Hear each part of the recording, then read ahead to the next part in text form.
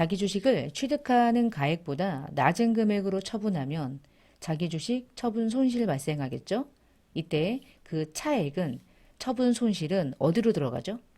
자본 계정에 플러스 마이너스가 동시에 공존하는 계정 중에 하나인 자본 조정으로 들어가죠. 답은 뭐 4번. 그러니까 자기 주식 처분 손실이 자본 조정으로 가는 것을 물어보는 문제네요.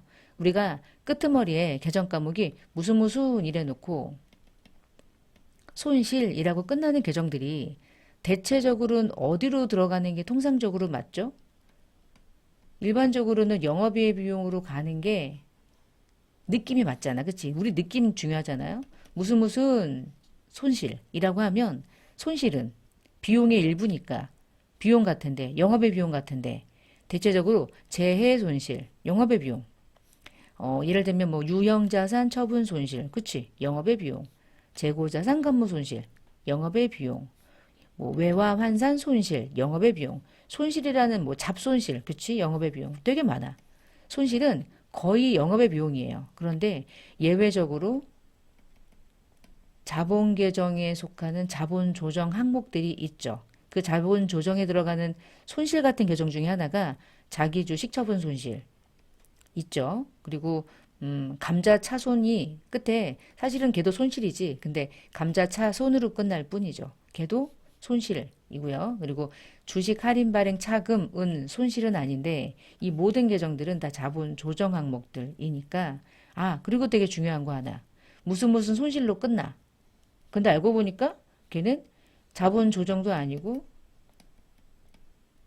기타 포괄 손익으로 가. 얘로 가는 것도 있잖아. 그치? 그 대표적인 케이스가 매도가능증권 평가 손실은 기타 포괄로 들어가죠. 그래서 우리가 계정 과목을 구분할 때 무슨 손실로 끝나는 것들이 꼭 영업의 비용이 아니라 자본 조정도 가고 기타 포괄도 가기 때문에 이런 문제들을 곧잘 내는 거예요. 그 구분을 할 수 있는지 그런 걸 물어보고 싶겠죠. 자, 두 번째 문제. 전주는 천안에 제품을 판매하기로 하고 계약금으로 제3자인 철원이 발행한 당좌수표. 그건 뭐야? 누군가가 발행한 당좌수표를 전주가 들고 있다. 천안이 들고 있다. 어쨌거나 현금이죠. 자, 다음 중에서 회계 처리로 옳은 것은 이렇게 문제가 나왔네요. 그러면 지금 보면 그거 결국 현금이잖아. 당좌예금으로 분개할 거 아니죠? 그리고 계약금이죠? 그러면 답은 1번이지. 당좌예금은 발행한 자가 발행할 때 쓰는 계정이지 그것이 발행되고 난 이후에 누군가가 그 수표를 받으면 항상 현금으로 인식하는 거고 매출 되기 전에 계약금을 받은 건 선수금으로 처리하죠. 답은 1번. 3번. 기말재고 자산을 실제보다 과대 계상했대요. 재무제표에 미치는 영향으로 잘못된 걸 고르래요.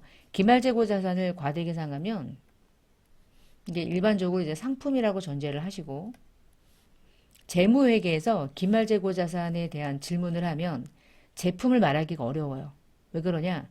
제품과 관련해서는 단기 제품 제조 원가가 넘어왔을 때 얘를 얘기할 수 있거든. 근데 상품은 바로 얘기가 가능하죠. 재무회계에서 원가를 구성하니까. 자, 전체 금액이 예를 들어서 100이라 해볼게요. 자, 100 중에 실제보다 과대 계상했대. 그러면 실제가 10인데 15 했다 해봅시다. 그 얘기는 매출 원가가 90이 돼야 되는데 매출 원가가 85가 됐다는 뜻이거든요. 그 얘기는 자산이 과대 계상되면 그만큼 비용은요 적게 잡히는 거예요. 그래서 자산이 실제보다 과대 계상됐다 그랬겠지. 자산을 과대 계상 잡은 거죠. 이건 맞죠? 두 번째, 자본 총계가 실제보다 과소 계상했다. 이런 문제를 푸실 때 이렇게 생각하시면 돼. 자산이 실제보다 과대 계상되면 자본은 자연스럽게 과대 계상되는 거야. 세트입니다. 근데 그 모든 과정에 이 중간 과정이 뭐가 있냐면 자산이 과대 계상됐다는 말은 상대적으로 비용은 매출 원가는 실제보다 과소 계상된 거죠. 비용이 과소 계상되면 이익은 어떻게 되죠? 이익은 증가하죠. 매출 총이익은 실제보다 과대 계상되겠죠. 자, 이익이 증가되면 그 이익이 어디로 가죠? 자본 계정에 이익잉여금으로 가잖아. 그 이익은 자본을 증가시킨다니까. 근데 이 모든 과정을 제끼더라도 자산의 증가 이퀄 자본의 증가라니까. 자산이 증가됐어. 자본이 감소될 리가 없잖아. 같이 움직이니까. 답은 2번 그렇게 심플하게 이해하셔도 되고 이 아래 것들이 왜 이렇게 이 말이 어떻게 맞는 건지 유추하셔도 되고 되게 상당히 중요한 부분이에요. 그래서 기말재고자산을 평가하는 게 매우 중요한 거죠. 기업의 이익을 움직이니까. 자, 4번 문제. 기업회계 기준에서 무형자산 상각 설명 중에서 옳지 않은 것. 무형은 정해법도 있고 얘도 있고 그런데 합리적인 방법을 정할 수 있고 정할 수 없다면 정해법을 쓴다. 맞는 말이죠. 두 번째. 내부적으로 창출되는 영업권은 인정하지 않는다. 인정 못해요. 영업권은 맞는 말. 무형자산의 상각기간은 독점적이거나 배타적인 권리를 부여하고 있는 어떤 법령이나 계약에 정해진 경우를 제외하고는 인데 경우에도 20년을 초과 경우에도는 아니지. 경우가 있다면 그게 몇 년이든 그것은 인정. 단 없다면 20년을 초과할 수 없다. 전제가 달랐죠. 전제가 틀렸어요. 잔존가치가 없는 것이 원칙이지만 예외는 있겠죠. 그렇죠? 나중에 모든 무형자산의 이 법적 권리 기간이 끝나고 나면 시장 가치가 존재할 수 있잖아. 그러면은 예외도 있지. 왜 예외도 있다고 얘기하냐? 예외가 있을 수 있으니까. 그러나 그 디테일한 내용들까지는 알 수가 없죠. 어떤 무형자산이 어떤 상태의 예외 사항이 있는진 그때그때 적용을 해야 되니까. 그러나 예외는 있다. 답은 3번. 옳지 않은 설명. 자, 5번에 단기 투자 자산의 합을 구했을 때 옳은 걸 찾으래. 단기 투자는 우리가 현금 및 현금성 자산 그 다음 칸에 들어가는 거죠. 일단 1년 이내에 만기가 도래되는 각종 예적금. 우편한 증서는 현금, 당좌예금도 현금, 일연금도 현금, 단기매매증권, 단기 투자자산의 분류. 외상매출금은 매출 채권으로 들어가는 거죠. 그렇죠? 지금 이 안에 BS 재무상태표 중에 1번 현금 및 현금성 자산 얘하고 얘하고 얘. 2번 단기 투자자산 얘하고 얘. 일단 답은 700만 원. 그리고 3번 매출 채권. 얘가 들어가지. 그치? 각각의 카테고리별로 이 통합 계정들을 잘 정리하셔야 이런 형태의 문제를 풀 수 있어요. 그냥 다 자산, 다 당좌 자산 이렇게 해버리면 이제 섞여버리잖아. 그럼 이렇게 분류할 때 이게 헷갈려지거든. 그래서 우리 재무회계 공부할 때 제가 늘 이렇게 분류를 크게 그려놓고 자꾸 이미지로 외우라고 말씀드리는 게 바로 그런 이유예요. 자, 6번. 비유동에 해당하는 것은 무엇인가? 대표적인 비유동. 얘는 완전 비유동, 얘는 유동, 얘도 유동. 답은 2개. 6번은 2번 비유동 2개. 이렇게 찾으시고 7번에 기업회계 기준에 의해서 재고자산을 평가하는 경우에 재고자산 평가 손익은 얼마인가 이랬는데 주의사항은 재고자산은 평가 이익이라는 거 없잖아. 재고자산은 평가 이익이라는 건 존재하지 않아요. 저가일 때만 평가하니까 평가 이익이라는 건 제껴야 돼. 보자마자. 그러면 답은 둘 중에 하나인데요. 자, 위에 보시면 비누가 있고 세제가 있는데 비누는 취득원가가 7만 5천 원이었는데 실제 순실현 가능 가치가 시가겠지? 이 금액이 6만 5천 원이래. 만 원만큼 떨어졌죠? 그럼 평가하는 거예요. 근데 5만 원이 7만 원이 됐어. 세제는 평가하면 안 돼. 올랐어? 냅둬. 알아서 하세요. 이렇게. 자, 그럼 만 원이 100개니까 100만 원 평가 손실. 답은 4번. 이것 때문에 틀렸겠다. 여기서 29.몇% 정도가 나왔던 이유 중에 하나를 찾았어. 지금까지. 지금까지 객관식 문제 중에 29%를 만들 정도의 난이도가 있는 문제는 없었죠. 근데 지금 7번이 그러네요. 저가법만 평가하는 거야. 저가일 때만. 8번 수익의 인식에 대한 설명 중에서 옳은 것을 찾으시오. 시용판매는 구매자가 산다고 구매자가 표시하면 하는 거죠. 맞죠? 옳은 거 이거네. 예약 판매의 경우 수익의 인식은 자산의 건설이 완료되어서 소비자에게 인도된 진행 기준이잖아. 그치? 이런 일반적으로 기간이 오래 걸리는 것들은 전부 다 건설과 관련된 건 일단 기본적으로 진행 기준이죠.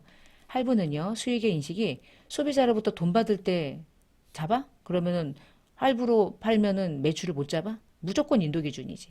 할부는. 자, 위탁 판매의 경우는 위탁자가 수탁자에게 제품을 인도한 시점 아니죠? 수탁자가 고객에게 제품을 팔았을 때지. 그치? 틀린 설명. 8번은 1번이 맞고 9번부터 이제 원가 문제예요. 원재료의 매입액은 20억이고요. 이렇게 해볼게요. 원재료 매입액은 20억이고요. 기말 원재료가 기초 원재료보다 3억이 감소했대. 아무거나 만들어. 여기다가 기초 원재료를 3억을 적어. 그러면 기말 원재료가 3억이 감소하는 거니까 기말을 빵으로 만들면 되잖아. 질문. 단기 원재료는 원가가 얼마입니까? 이게 두 개 더한 게 전부 다 원가가 되겠죠. 답은 9번에 3번 23억. 여기서 왜 3을 적었습니까? 물어보면 기말이 기초보다 3억만큼 감소했다고 했으니까 그냥 얘를 3으로 주고 얘를 빵으로 줘가지고 3억 감소하게 만든 거예요. 얘는 20억을 준 거고 두 개를 여기다가 6을 줘도 얘가 3이야. 그러면 26, 3. 답은 23이 무조건 나오게 되어 있는 패턴 문제입니다. 아무거나 넣어서 기말과 기초의 차이가 얘가 원하는 금액으로 맞추기만 하시면 되는 거예요. 자, 10번에 제조원가 명세서의 구성 요소로 옳은 것을 고르시오. 제조원가 명세서의 기초제공품 재고에 있죠? 자, 근데 여기서 제조원가 명세서의 구성 요소라고 얘기하는 게 뭘까? 제공품 T자 계정이잖아요. 기말 제품 없죠. 기말 원재료 재고액은 잠깐 빈칸. 단기 제품 제조원가 들어가죠. 단기 총 제조 비용 들어가죠. 왜 제가 이걸 빈칸으로 뒀냐면 제조원가 명세서와 제공품이 같지만 제공품에는 기말 원재료가 없죠. 그런데 제조원가 명세서 여러분 열었을 때 기말 원재료 재고액 보이잖아. 그치? 그러면 가나라마 했으니까 답은 4번이 되겠는데 난 이 문제가 아직도 아리까리하다. 그럴 때는 전기분 원가 명세서, 제조원가 명세서죠. 걔를 열어서 이제 보는 거예요. 이렇게. 자, 이 중에서 이 제조원가 명세서에 원재료비 갖다 놓으면 기초 원재료도 보이고 기말 원재료도 보이잖아. 요 얘기를 하는 거야, 지금. 나머지야 뭐 기본적으로 알고 계실 거고. 그래서 이거 요런 거 좀 여기서 또 틀렸을 수도 있겠다. 그치? 자, 11번 문제 계산하는 문제네요. 당사는 직접 노무 시간을 기준으로 제조간접비를 배분한다. 질문. 배분 차이는 얼마인가? 자, 보니까 실제 발생액은 50만 원이고요. 예정 배부액은 시간당 200원인데 3,000시간이래. 그럼 배부액이 2, 3은 6이니까 60만 원 배부했다는 얘기잖아. 예정이 실제보다 10만 원만큼 많이 배부됐죠? 10만 원 많이 배부됐죠? 답은 1번 거저주는 문제. 그치? 12번 종합원가 계산 옳지 않은 설명. 공정별로 원가를 집계하기 하기 때문에 원가에 대한 책임 소재가 명확해지죠. 공정마다 잘못된 부분을 체크할 수 있잖아. 두 번째, 일반적으로 원가를 재료와 가공으로 구분한다. 너무 그렇죠? 기말 제공품이 존재하지 않으면 같아요? 여기서 헷갈리는 건 기말이 아니라 누구였지? 기초였지. 기초. 어디서 들어봤어. 근데 기말이 아니야. 근데 대충 읽으면 답인 줄 알지. 나 같은 사람이 이제 대충 읽거든요, 제가. 근데 제가 강의하기 때문에 정신을 아주 그냥 초긴장한 상태에서 이제 설명하는 거예요. 나도 틀릴 수 있거든. 제 방식대로 가면은 뭐 그래요. 그러니까 저는 이제 강의할 때는 내 성격이 아니라 강사의 마인드로 하는 거니까 꼼꼼히 하는 거고. 네 번째, 모든 제품 단위당 단위가 완성되는 시점을 별도로 파악할 수 없기 때문에 기간이 중요하죠. 공정별의 기간이. 12번은 3번이 옳지 않은 설명. 자, 13번부터는 이제 부가가치세 문제입니다. 세금계산서의 발급 의무가 면제되는 것으로 틀린 것은 간주는 세금계산서 발행할 수 없죠. 사업상 증여도 발행 못하죠. 구매확인서가 등장하면 발행하죠. 무조건 영세율 세금계산서. 폐업할 때 누가 발행해요? 폐업하는 날 폐업시 잔존재화를 시가만큼 10%만큼을 과세하긴 하지만 내가 나한테 과세할 수 없잖아. 그치? 세금계산서 발급 의무 면제지. 얘는 발행해야지. 얘는 영세율 국내 세금계산서를 반드시 발행해야 돼. 답은 3번. 부가세법상 업종별 사업장의 범위로 맞지 않는 것은 최종 제품을 완성하는 장소. 맞죠? 사업장을 설치하지 않으면 주소나 거소지. 맞지? 운수업은 개인이야. 사업을 포괄적으로 내가 업무를 총괄하는 장소. 우리 집 될 수 있죠. 자, 부동산 매매업은 사고 파는 거죠. 그러면은 사고 팔 때마다 그 부동산의 등기부상의 소재지로 가면 한 번 샀다가 한 번 팔고 부가세 신고 끝나게? 법인의 경우는 우리 부동산 등기상의 소재지가 아니라 법인 등기부상의 소재지가 됐어야죠. 그쵸? 답은 4번이 틀렸고요. 이게 부동산이라는 말을 바꾸고 법인의 그럼 맞는 거야. 그치? 임대업하고 다르죠. 임대업은 부동산 등기부상의 소재지가 맞아요. 근데 매매업은 아니에요. 자, 15번 문제. 부가세에 대한 설명 중에도 옳지 않은 것. 법률상 면세 대상으로 열거한 것을 제외하고는 재화나 용역에 대해서 과세한다. 맞고. 납세 의무자는 개인 사업자나 영리법인으로 한정되어 있다. 무슨 말이야? X. 개인 사업자? 무슨 사업자는 상관없죠. 영리? 비영리랑 관계없죠. 옳지 않고요. 말도 안 되는 말. 이걸 어떻게 설명하기가 애매하네. 이런 게 이제 거지발세 같은 문제죠. 3번 매출세액에서 매입세액을 차감하면 납부세액을 구한다. 납세 의무자는 재환할 용역을 공급하는 사업자지만 담세자는 항상 최종 소비자가 된다. 정확하죠. 15번에 2번이 옳지 않은 설명이었습니다. 여기까지 해서 16분, 15분 정도 걸린 거예요. 이렇게 딱 풀면 돼. 이 속도가 딱 이 이론을 풀기 위한 속도야. 자, 이제 실무로 가서 실무 1번 문제. 거래처를 추가로 등록하세요. 자, 이 문제는요, 이제 거래처 등록 메뉴 들어가시고 주어진 코드 번호를 정확하게 입력해서 이 하단 부분에 3000번 이렇게 하신 다음에, 아이고, 3만 넣으면 틀려. 3000번 입력하고 나우전자 하시고요. 동시 입력한 다음에 우측으로 넘어와서 사업자 번호, 대표자 이름, 업태, 업태 제조, 종목 전자제품, 주소, 서울 서초구 명달로 104서초도까지 입력하시는 건 하실 수 있으니까 여러분이 요거는 입력하는 걸로 하고, 뭐 이거는 제가 뭐 입력하는 걸 화면으로 보여드리는 거지 뭐 어떤 스킬이 있는 게 아니니까. 자, 이거는 등록을 이렇게 하시면 되겠습니다. 자, 등록하시고요. 요거는 넘어갑니다. 두 번째, 계정 과목과 적요 등록을 등록하래요. 들어가 볼게요. 계정 과목 적요 등록. 지금 보니까요. 대체 적요에다가 넣으래요. 퇴직연금 운용자산에 들어가래요. 퇴직연금 운용자산 조회해 봅시다. 컨트롤 F 누르신 다음에 퇴직이라는 계정 과목이 꽤 있단 말이야. 그러니까 연금까지 찍어봐요. 자, 퇴직연금 운용자산 찾아 들어갔죠? 자, 커서를 우측으로 넘기시고요. 대체적요 1번에다가 넣어야 되는데 안 보인다. 그다 보인다 이제. 대체적요 1번. 제조 관련, 임직원, 확정급여형, 퇴직연금, 부담금, 납입. 오타 없죠? 감사합니다. 자, 이렇게 해서 등록 끝. 너무 쉬워. 3점. 자, 3번. 전기분 재무상태표 작성할 때 기업은행의 단기차입금 2천만 원을 신한은행의 장기차입금으로 잘못 분류했대요. 전기분 재무상태표 거래처별 초기 2월 둘 다 수정할 거 하고 추가할 거 하고 막 이런 거 하래. 무슨 말인지 모르겠어. 그럼 어떻게 해? 일단 전기분 재무상태표 일단 열어봐.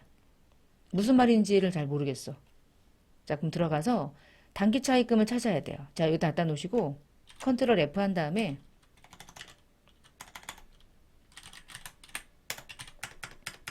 없어요. 없대요.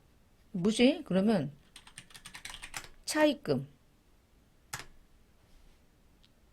찾기 했더니 이게 뭐야? 장기 차입금이 있어. 여러분 지금 기업은행의 단기 차입금 2천만 원을 신한은행의 장기 차입금으로 잘못 넣었대. 그러니까 단기 차입금은 아예 입력이 안 됐고 여기다가 장기로 걸은 거야. 자, 그럼 이 문제는 어떻게 해야 될까요? 문제에서 알려줬죠?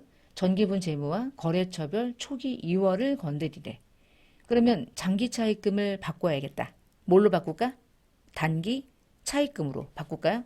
자, F2 띄우시고 이게 왜 그러냐면 방금 이 거래처별 초기 2월에 입력이 돼 있어서 이것을 어떻게 할 건가 물어본 거예요. 자동으로 수정할 수 있게 엔터를 네 하시면 장기가 단기로 바뀌어요. 자, 그럼 단기 차입금 바꿨죠. 자, 그래 놓고 나갑니다. 나가서 어디로 가냐? 자, 거래처별 초기 2월로 들어가 볼게요. 이와 유사한 게 예전에 문제 나왔었거든. 어디 나왔냐면 예전에 기출문제에서 나왔었어요. 자, 그럼 들어갔죠? 커서를 밑에다가 내려놓으시고요. F2 띄우신 다음에 단기 차입금 하면 계정 과목을 불러올 거야. 그리고 금액을 끌고 오겠지? 우리가 이제 기초 재무제표 입력했던 실무편에서 공부했던 거죠. 단기 차입금 입력하시고 이제 우측으로 넘어와서 이 단기 차입금의 거래처를 신한은행으로 수정하시면 되겠습니다. 자, 이렇게 안 하고 방금 전에 거래처별 초기 6월에서 해당되는 요 전기분 재무상태표에서 장기차입금을 삭제하고 단기차입금으로 입력하셔도 되고 그렇게 하셔도 되고 어쨌거나 자동으로 반영되니까 아이고 아니요 자동으로 반영되니까 장기차입금이 사라졌죠? 우리가 앞에서 전기분 재무상태표에서 장기차입금을 삭제했어요. 그러니까 자동으로 반영이 된 거예요 지금. 그러고 나서 얘를 수정해 주시면 되겠습니다. 이게 4점이에요. 이게 어려웠을까요? 여기서 혹시 점수를 많이 깎아 먹었을까? 잘은 모르겠지만 뭐 그래도 몇 명은 걸리지 않았을까 싶긴 한데 이 문제를 거래처별 초기이월부터 하려고 그러면 안 돼요. 거래처별 초기이월은 전기분 재무상태표에 입력한 대로 끌고 오는 거야. 항상. 그러니까 먼저 얘를 수정해야 얘가 제대로 반영될 수 있어요. 순서가 그래요. 자, 이제 문제 2번에 일반전표 입력 문제로 가보겠습니다. 8월 1일자 거래.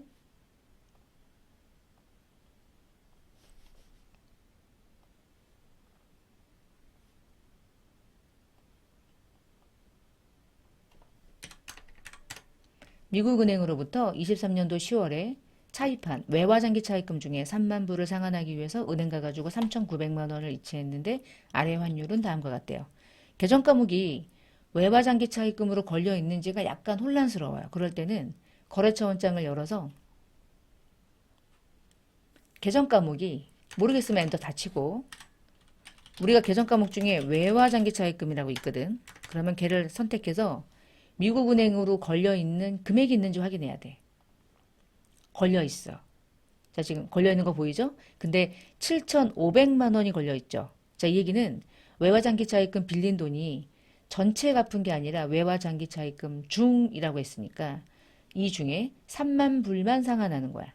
자, 그렇게 기억하시고 근데 두 번째 빠져나가서 그럼 얼마를 갚았는지가 나왔단 말이야. 그치? 그러면 대변에 보통 예금이 3,900만 원 나간 것까지는 알겠는데 외화장기 차입금이 원화로 얼마 걸려 있느냐가 중요하잖아요. 근데 보니까요. 전년도 10월에 차입 당시 환율은 얘, 전년도 기말의 환율은 얘, 오늘 환율은 얘, 오늘 환율은 알아. 이미 적용됐고요. 이거랑 이거 중에 지금 장부상에 걸려있는 외화장기 차입금의 환율은 1210원일까요? 전년도 기말 환율일까? 그치? 우리는 전년도 기말의 환율로 평가하잖아. 환산하잖아. 그러니까 지금 장부 열면 1250원 걸려 있겠지. 그게 이 문제의 핵심인 거야. 그럼 3만 불에 1250원 해보시면 3,750만 원. 3,750만 원으로 걸려있는 이 외화장기 차입금을 3,900만 원에 이체하여 결제했어. 환율이 올랐는데 갚았어. 당근 손실 나겠지. 자, 한번 분기에 넣어볼게요. 차변에 외화장기 차입금으로 걸려있는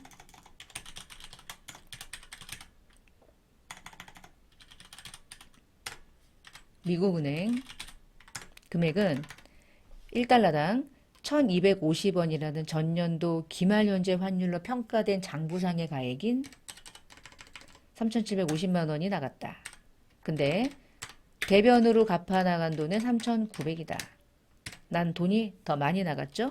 기중에 결제할 때 쓰는 계정은 외환 차손 계정이죠. 외환 차손은 150만 원이 되겠네요. 여기서 좀 환율 두 개 때문에 고민하다가 틀렸을 가능성은 없지 않아요. 제가 보니까. 자, 두 번째 8월 12일자 거래. 금융기관으로부터 매출거래처인 모모 가방이 발행한 어음 5천만 원이 부도났다는 통지를 받았대. 이거 있지. 대변에 받을 어음 모모 가방에게 받았던 받을 어음 5천만 원 일단 제거. 그리고 얘를 차변에 무슨 이름으로 처리하냐면 부도 어음과 수표.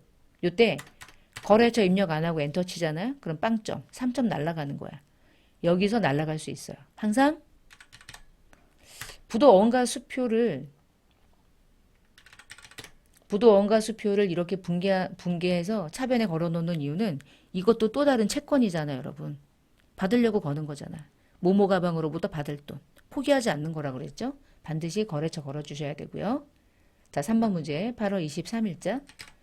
임시주총에서 6월 29일에 결의하고 현재 미지급한 중간배당금 1,000만 원에 대해서 원천징수 제하고 나머지를 지급했대. 자, 6월 29일자 가봅시다.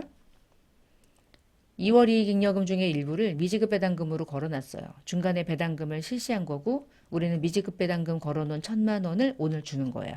자, 그럼 8월 23일자에 차변에 미지급 배당금을 깝니다.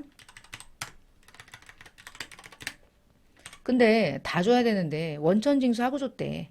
여러분 배당금 줄 때 원천징수하는 이유는 그 배당금을 받는 대상이 개인주주여서 그래요. 법인주주면 배당금 다 주면 돼요. 원천징수는 누구한테 줄 때 하는 거냐면 개인에게 줄 때 원천징수 하는 거야. 그래서 원천징수하고 주는 돈은 배당금 줄 때도 원천징수 하겠구나. 개개인들에게. 그때 원천징수는 항상 계정과목은 예수금. 그리고 나머지는 이제 보통예금으로 846만 원. 원천징수한 건 돈 줄 때 원천징수하는 건 나중에 내가 대신 신고하기 위한 예수금이에요. 그게 무슨 돈이 어든 누구에게 주는 거든. 그런데 그 누구는 항상 개인일 때만 원천징수하는 거고요. 이자인 것만 제외하고. 자, 네 번째 8월 31일자. 제품의 제조 공장에서 사용할 기계장치 550만 원짜리를 대주주로부터 무상으로 증여받았대. 그렇게 땅을 무상으로 받든 건물을 무상으로 받든 어떤 자산을 무상으로 증여받으면 자산수중 이익 거는 거고요. 차변에 기계장치는 내가 돈 주고 사면 대가를 지불해야 되는 게 550만 원짜리거든. 근데 그걸 무상으로 받은 거야. 자산을. 그치? 자산 수중 이익을 거시면 되겠고 이때 기계장치가 아니라 대부분 이제 토지가 많이 나오는데 기계장치는 모두 뭔 상관이야. 다 자산이지. 그쵸? 여기에서 어땠을까요? 여기에서 틀렸을까요? 좀 헷갈리네. 여기서 틀렸을지 안 틀렸을지. 자, 9월 11일자 단기 매매 차익을 목적으로 필요 없는 말 주식 2,000주를 2,000원 한 주당 액면은 1,000원 취득하고 증권거래 수수료 만원을 포함해서 보통예금에서 지급했대. 자, 대차변에 단기 매매 증권 취득한 거죠. 단기 매매 증권 취득할 때만 취득 시 수수료를 별도의 영업외 비용으로 처리했으니까 2,000주 곱하기 2,000원 해서 400만 원 따로 걸고요. 요때만 따로 이거 요때만 따로 거는 거죠. 수수료 비용을 얘만 900번대. 얘만 900번대야.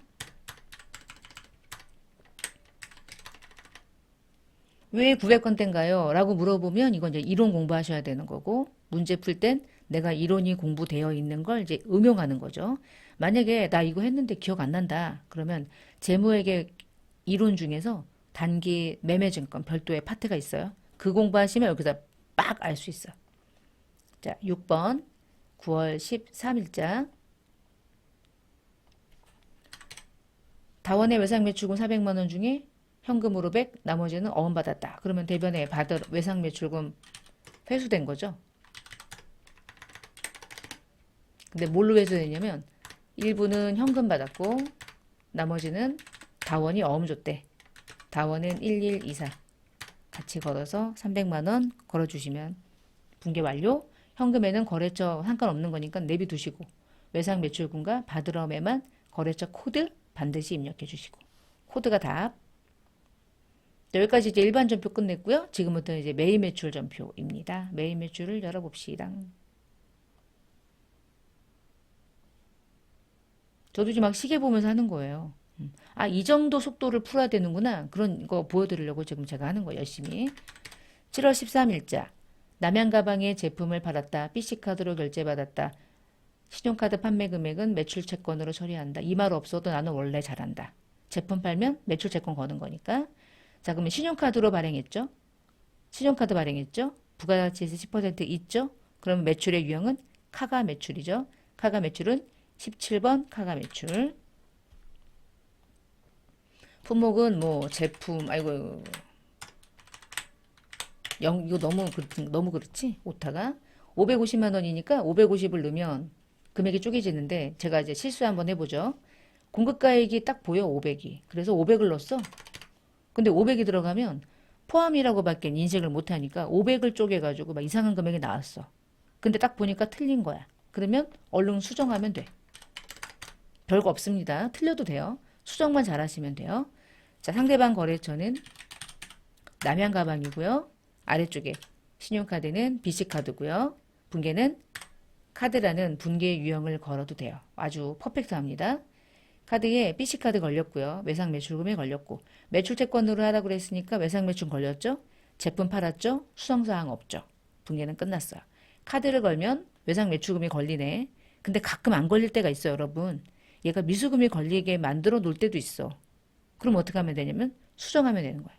그때는 그냥 무조건 유형을 걸고 얘가 맞을 거야 라고 생각하시면 안 되고 항상 눈으로 확인하고 맞는지 체크하고 그런 연습을 하실 때도 그렇게 약간 습관을 들이면 실수 안 해요.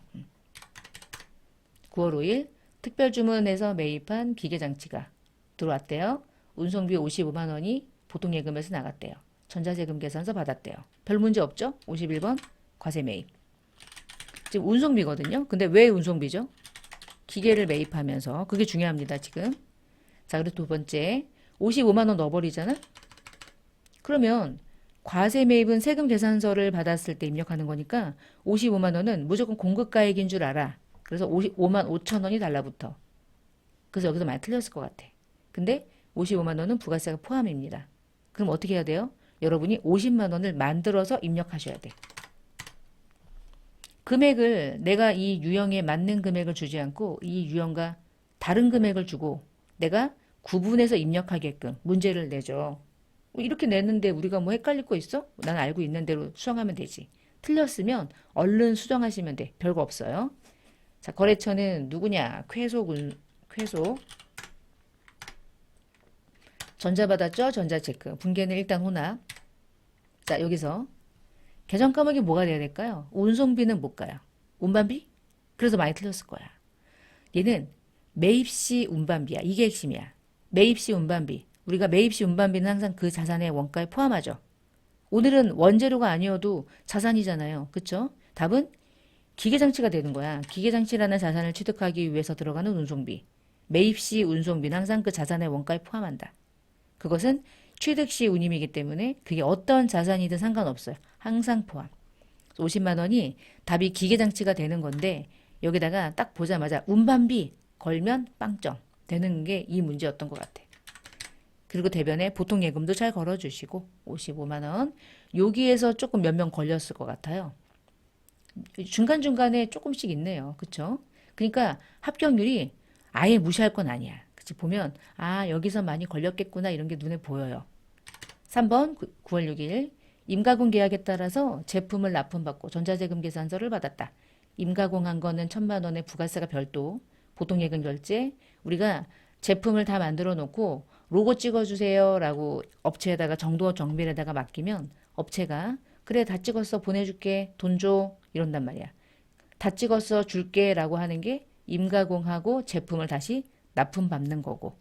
그럼 이 유형은 뭡니까? 별 문제 없죠? 세금계산서 51번 임가공비예요. 부가세 별도니까 별도 넣으면 100만 원이 달라붙을 거고요. 거래처는 정도정밀이고요. 전자 받았으니까 전자 체크해 주시고 분계는 혼합. 자, 계정 과목은 답을 알려줬어. 틀릴까봐. 외주 가공비. 마지막 가공비가 들어가는 거죠. 당연히 500번대고요. 대변에 보통예금으로 또 나갔습니다. 자, 이제 네 번째 문제 보겠습니다. 지금 세금계산서 하나 있죠. 자, 위에 보니까 제조공장의 인근에 있는 육군부대에게 9월 25일자 바꿔놓고 제조공장 인근 육군부대에 3D 프린터기를 외상으로 구입해서 기증했어? 왜? 왜 기증했죠? 제조공장의 인근에 있는 육군부대에게 3D 프린터기를 외상으로 일단 목포 전자로부터 고성상사인 내가 프린터기를 샀어. 사서 내가 쓰는 게 아니라 기증했대. 근데 이 기증이 국가 지자체잖아요, 사실은. 공장, 부대니까요. 그런데 왜 했죠? 우리 회사에 어떤 일과 관계가 있는 매입일까? 사업이랑 관련이 있는 건 매입세 공제가 되는데 이건 매입세 공제가 안 되잖아. 접대해서가 아니라 우리 회사에 업무랑 관계가 없는 매입이니까. 그럼 얘는 어떻게 처리하냐? 세금 계산서를 받았다. 부가세가 있다. 그런데 부가세 매입세액 중에서 공제가 안 되는 그 유형에 걸려. 그 유형은 우리 회사 업무랑 아무 관계가 없어. 그러면 공제는 안 되는 거야. 내가 좋은 일을 하기 위해서 줬어. 그것까지는 이해되는데 그것이랑 관련된 매입세 공제는 불가. 그래서 유형은 불공. 여기서 또 많이 틀렸겠다. 틀렸겠어요. 제가 보니까. 자, 품목은 뭐 프린터기 간단하게 쓰시고 수량 단가가 있었나요? 한 개 350만 원? 뭐 씁시다. 있으니까. 350에 35만 원. 그리고 상대방은 주식회사 목포전자, 전자 받았고 불공제 사유가 뭡니까? 이거 사업이랑 관련이 없는 지출. 이걸 기증하는 것 자체가 우리 회사 업무랑 관계가 없는데 이런 일들 다 일일이 매입세 공제 못 받았거든. 여기 열거된 것들 중에 여기에 해당돼요. 사업무관. 자, 그리고 나서 이제 개정과목. 사업이랑 관련이 없어. 근데 사업이랑 관련이 없는데 얘가 어떤 용도로는 사용한 거야. 기부하긴 한 거지, 그치? 개정과목은 기부금으로 처리하고 대변에 아직 결제를 못했어요. 외상이야. 이 프린터기를 목포전자에게 아직 결제를 못했어. 그러니까 미지급금으로 목포전자 걸어놓으시면 되겠습니다. 자, 이렇게 해서 해당 내용에 대한 연습 4번까지 풀어봤고요. 자, 5번 문제 또 가볼게요. 5번에 10월 6일자 본사 영업부에서 복합비를 구입하고 하나카드를 결제했다. 이런 게 사업이랑 관련이 있는 거지. 카드 결제했고요. 부가세가 있어요. 별말이 없으면 매입세 공제받기 위해서 입력하는 거니까 이런 경우의 유형은 카드 과세 매입이죠. 57번, 57번 카가 매입. 복합기 쭉 쓰시고요. 금액은 포함을 넣어야 쪼개지겠지. 그치? 원래 그런 기능을 가지고 있었어 얘가. 어디서 샀느냐 찾아야겠다. OK 사무네요. 자, 카드는 하나카드죠. 하나카드 선택해 주시고요. 카드로 걸면 편하죠. 이렇게 카드 걸면 미지급금이 걸리면서 하나카드가 걸려. 원재료는 아니잖아. 내가 쓸 거니까 특별한 말 없으면 이건 당연히 직기비품 중에 하나겠지. 복합비니까. 비품으로 걸고 미지급금에 카드 걸렸는지 확인하고 늘 하나씩 쭉 보고. 자, 6번 문제 12월 1일이고요. 국민가죽으로부터 핸드복, 핸드백, 가방, 제품의 원재료를 양가죽을 매입했대. 그러니까 우리는 지금 양가죽이 우리 회사의 원재료가 되는 거죠. 자, 위에 보니까 전자세금 계산서 받았고 부가가치세는 현금으로 결제했대요. 됐어. 그럼 요거 가지고 할 수 있으니까. 날짜는 12월 1일자고요. 51번 뭐 과세 매입 걸면 되겠죠. 뭐 분계를 가죽이라 써도 되고 원재료라 해도 되고 아무 상관없지. 맞으면 되니까. 금액은 250만 원에 25만 원이고요. 거래처는 국민가죽이고요. 전자 받았고 분계는 혼납입니다. 아래 보니까 275만 원 전체 계정 과목에 원재료까지 그대로 설정하시고 대변에 보니까 현금으로 결제한 금액이 이 중에 25만 원이 있대. 나머지는 외상이래요. 원재료인데 외상이면 외상 매입금 쓰시면 되겠죠. 이렇게. 자, 여기까지 해서 매입 매출 전표 입력이 끝났고요. 자, 그 다음에 이제 문제 4번으로 들어가서 수정하는 문제인데 7월 22일자의 문제를 보니까 부가가치세가 어쩌고저쩌고 나온 거 보니까 매입 매출 전표 있지 않을까 싶어서 한번 들어가 봅시다. 아, 그러네요. 승용차 구입이 과세 매입으로 해서 이렇게 들어가 있네요. 자, 문제를 볼게요. 제일자동차로부터 여기 맞고요.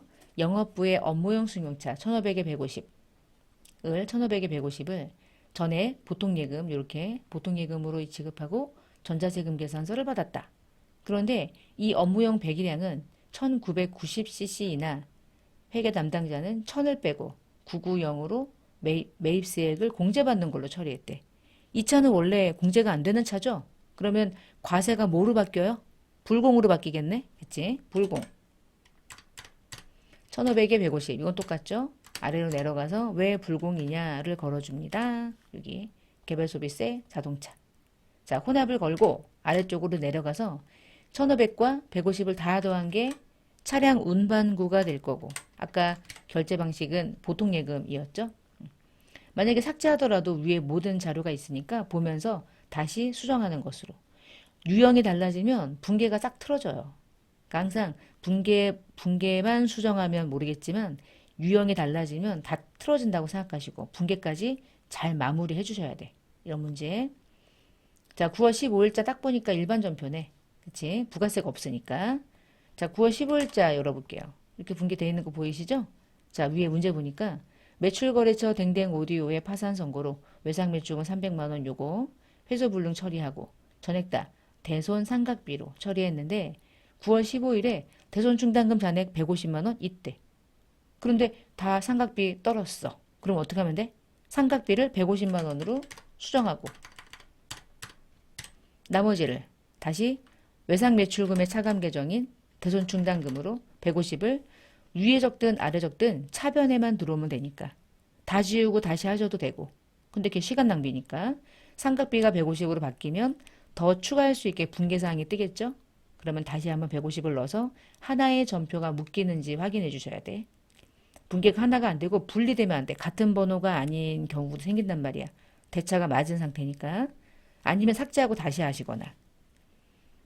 이 전표 번호가 구분이 되는 순간 전표가 다른 전표로 나누어진단 말이에요.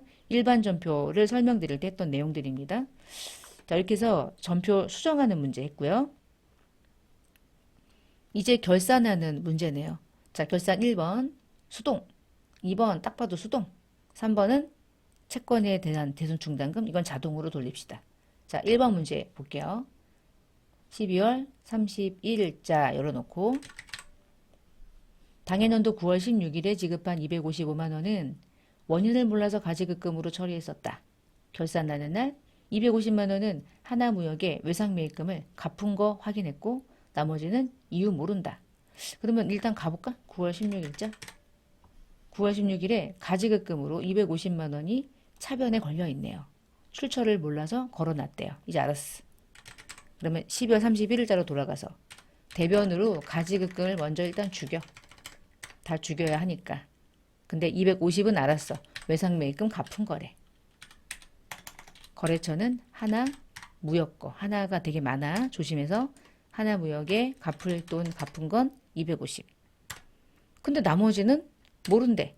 근데 모르니까 무조건 떨으래. 영업의 비용으로. 그 만만한 이름은 하나죠? 얘도 기분 나쁘긴 하겠다. 자꾸 만만하게 봐서 잡손실 처리하면 되겠다. 그래서 막 만만한 애들 보면은 야 만만하다 잡손실. 아 죄송해요. 자, 그 다음에 이제 두 번째 결산하는 날 필립전자에 대한 외화 단기대여금 3만 불에 대한 잔액이 6천만 원이래요. 그런데 결산하는 날 기준 환율은 2,200원이래. 뭐야 환율이 왜 이렇게 이상해. 2,000원대가 어딨어. 1달러당. 이날은 2,000원이었다는 뜻이지. 근데 기말에는 2,200원이래. 외화 단기 대여금이지만 우리는 단기 대여금이라는 계정 과목으로 분개하래요. 그럼 여러분 지금 단기 대여금이 6천만 원 걸려 있는데 이 단기 대여금을 얼마로 바꿔야 되는 거야? 326, 6,600으로 바뀌어야 된다는 얘기는 단기 대여금은 600만 원이 증가가 돼야 되겠네? 그치? 자, 600만 원의 단기 대여금을 증가시킵시다. 그렇게 하면 되지. 600의 단기 대여금은 다 해야 된다.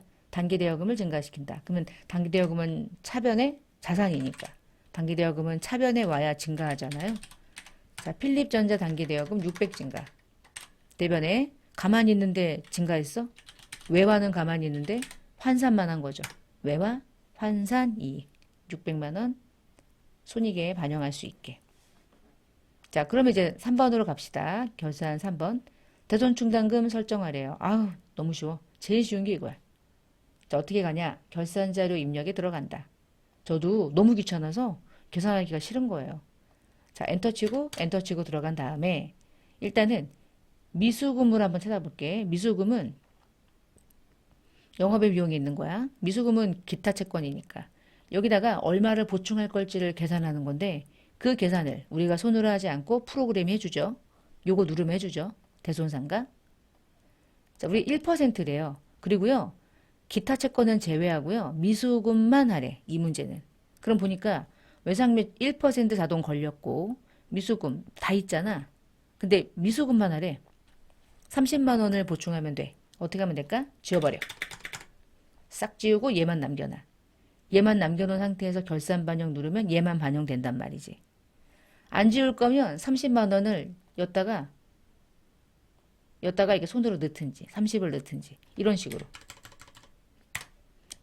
넣으셔도 되고 잠깐 지울게요. 이렇게 해도 되고 첫 번째. 두 번째 대손상각을 열고 금액이 계산된 것 중에서 필요 없는 것들은 싹 다 지우고 얘만 눌러서 얘만 결산 반영하면 요 자리에 뿅 하고 들어가겠지. 뿅 이렇게 들어가겠지.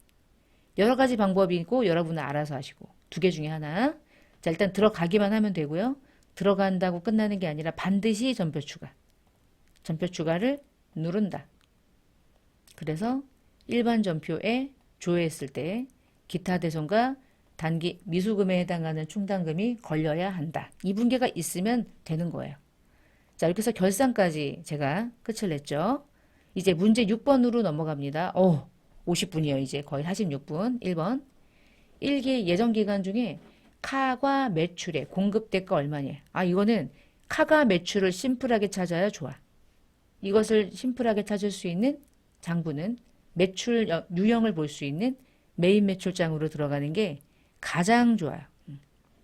가장 좋습니다. 자, 들어가시고 1기 예정의 기간을 정확하게 열고 1월부터 3월까지 매출 중에서 카가 매출만. 카가 17번. 짠. 됐나요? 자, 그러면 1월, 3월에 카가 매출의 공급대가. 얘가 공급가액이죠? 얘가 부가세죠? 합계가 공급대까지. 그치? 자, 그럼 두 중에 1월 달에 얘 있었죠? 2월 달에 얘가 있었대. 그러면 분기 합계, 1, 4분기 합계는 133만 원이 답이겠네요. 답은 130, 답은 133만 원 쓰시면 답. 얘가 답. 그 다음 2번 문제. 당해년도 6월에 영업의 비용 총 지출액. 영업의 비용의 6월 달 것만. 6월 것만 영업의 비용. 영업의 비용은 계정 과목이 많고 그거를 6월 것만 보여줄 수 있다면 그것을 보여주는 유일한 장부는 월계표. 얘는 월계표만 가능합니다. 다른 장부는 안 돼요. 왜냐하면 1월부터 6월은 합계잔액 시산표가 보여줄 수 있지만 얘는 6월만 봐야 되잖아. 얘는 6월만 조회할 수 있거든. 두 번째, 영업의 비용의 계정 과목이 얼마나 많은데 근데 그 얼마나 많은 계정 과목을 다 더해줘. 와, 다 더해준다고 막 그럴듯하게 얘기했는데 영업의 비용은 얘밖에 없었어. 약간 실망스럽다.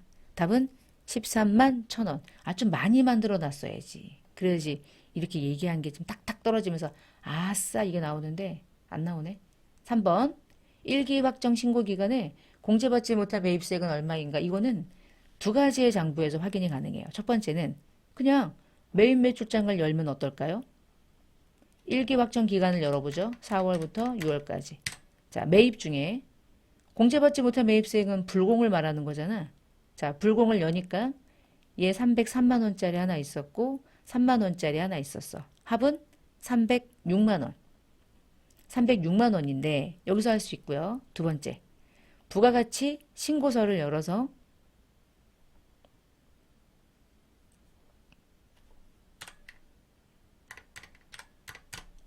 4월, 6월을 열어서 공제받지 못하는 매입세액이 매입세액의 유형 중에서 여기 있잖아. 이거지 뭐 306만 원. 그거나 306만 원은 똑같이 나와. 내가 정확한 장부를 열기만 한다면. 어떤 장부를 여느냐는 전혀 중요하지 않고 금액을 306만 원이라는 걸 찾을 수만 있으면 되는 거예요. 그러니까 여러분이 기출문제를 통해서 이 장부 조회하는 문제를 풀 때는 여기도 열어보고 저기도 열어보는 게 공부지. 내가 열었는데 어쩌다 보니까 장부가 조회됐어. 잘했네. 정답. 끝. 해버리면은 아무런 도움이 안 될 것 같은 느낌적인 느낌 들지 않아요? 어쩌다가 조회했던 얘가 떴어. 그건 안 돼. 어떻게 하냐면 여기서도 되고 저기서도 되고 이런 것들을 연습하는 게 중요하거든요.